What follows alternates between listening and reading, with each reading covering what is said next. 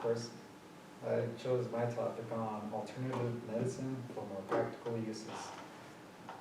Um, they watched, they listened, and they paid attention. In essence, much of their lives were spent in a sort of meditation. I want to open with this quote for people to understand how different of lives we lived compared to European settlers. Before colonial times, indigenous tribes across the continent had an understanding of how nature works and had a remedy for everything that individuals would come across in their lives. But with the kill the Indian, save the man policy, we almost lost our way in the connection we had with the land. With the lack of essential resources that tribes had with the land and put on reservations, it was difficult to keep in touch with who we were.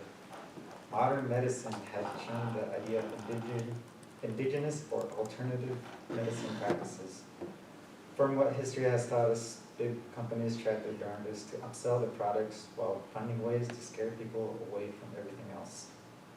For an example, is the cotton industry back in the day fought hard to make hemp illegal, which nowadays have been shown to provide more than cotton and trees can do alone. I wish more people would be invested in the bottom. We'd be able to identify which plant is best suited for whatever situations should arise. We have the chance to further expand the uses of, for example, hemp products in everyday structures and practical conveniences, and in general, being open to understand the significance of traditional practices that provide spiritual support. We'd have less frequent visits to hospitals, especially for people living in rural areas, and improved quality in our health for future generations. We have to find the connection we had with the land as our ancestors learned to thrive in. I found an article that talks about this hospital in Minnesota where they are allowing traditional practices before and after giving birth. They also attached the American Indian Religious Freedom Act for their staff to understand the importance of Native American Indians' sacred objects, ceremonies, and worldviews. We should be taking necessary courses to further educate ourselves in the field of study. I'm just touching on the basis of how far we can go with traditional medicine. Heck, since being back in college, I found a passion for indigenous cooking. What's that supposed to mean? It's where one practiced methods without the use of colonized food like cow, pig, and whatever else Europeans brought over.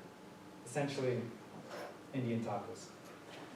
It's not what we're about. I would consider that as traditional medicine since we use what we have in the area. On a professional level, check out Sean Sherman and his whole operation in Minnesota. He opened up a restaurant called Owamini, which he says means place of the falling swirling water. He also has a setup called Indigenous Foods Lab, called Indigenous Food Labs. It's a training center for research and development of indigenous food identification, gathering, cultivation, and preparation, and all components of starting and running a successful culinary business based around native traditions and indigenous foods. I also had the chance on my own to go see Cafe Gojo down in Arizona that is run by Nephi Craig. They also help individuals that struggle with addiction and in place of healing, recovery, restoration, and nutritional recovery. From a section from the article, or from a section on the website, Gojo is an Apache word which means a lot of different things. Happiness, balance, beauty, harmony, love, and respect. It can be used in both everyday casual speech and song, prayer, and ceremony. In that one word, we already have the knowledge and skills to recover, says Craig. There's Western therapy culture and there's the indigenous way. The elements are all in pieces.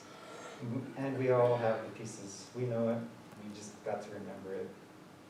I like to share that this is a pretty powerful experience. People wouldn't thought, but I have and had a problem with alcohol. The thing that kills us, the thing that forces our souls out and lets another being take over. It was something that I've dealt for about 7 or 8 years. I had no drive, no motivation, and really know what to do with my life until coming back into college. And now this is something that I'm really looking forward to learning more about. Thank you.